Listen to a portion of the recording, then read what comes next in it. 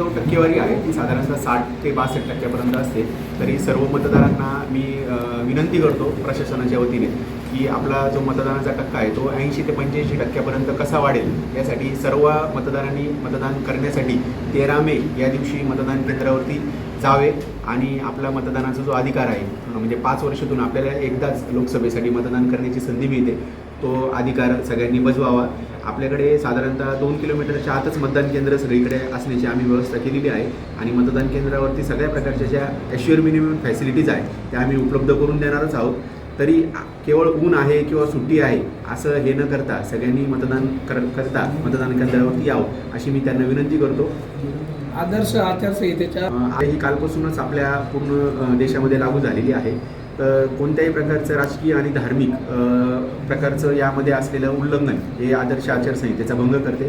त्यामध्ये गुन्हाही दाखल होऊ शकतो आणि बऱ्याच वेळेस बऱ्याच लोकांना त्याचा नंतरही त्रास होतो. सगळ्या नागरिकांना एक कळकळीची विनंती आहे की पुढचे जे 2-2.5 महिने आहे आपण पूर्णपणे निरपक्षपाती पद्धतीने जर आपण आदर्श आचारसंहितेचं जर पालन केलं तर पूर्ण निवडणूक प्रक्रिया ही सुरळीत पद्धतीने पार पडायला, शांततेने पार पडायला मदत होईल आणि चांगल्या पद्धतीने एक काय म्हणता येईल की निवडणुकीचं जो टेन्युअर आहे तो आपल्या मतदारसंघामध्ये पार पाडला जाऊ शकतो. 3,17,841 इतके मतदार आपल्याकडे आहेत. त्याच्यापैकी जे मेल आहेत पुरुष मतदार आहेत ते 1,65,163 आणि महिला मतदार आपल्याकडे 1,52,672 इतके आहेत. आपल्याकडे जे तृतीयपंथी आहेत ते 6 मतदार आहेत. त्यानंतर जे 85+ वोटर्स आहेत ते साधारणतः 4,110 आपल्याकडे आहेत आणि जे PWD वोटर्स आहेत दिव्यांग मतदार ते साधारणतः 1,709 इतके मतदार आहेत. सगळ्या मतदारांना तर विनंती आहेच त्यांच्यासाठी जे दिव्यांग मतदार आहेत किंवा जे 85+ मतदार आहेत त्यांच्यासाठी आपण विशेष घरपोच मतदानासाठी देखील तयारी करत आहोत. त्याचा साधारणतः आपल्याकडे जो आकडा आलेला आहे जे अंथरुणाला खिळून मतदार आहेत ते साधारणतः 200 ते 250च्या जवळपास आपला आकडा येणार आहे आणि त्यांना आपण घरी जाऊन मतदान करून घेण्याची आपण प्रक्रिया पूर्णपणे पार पाडणार आहोत.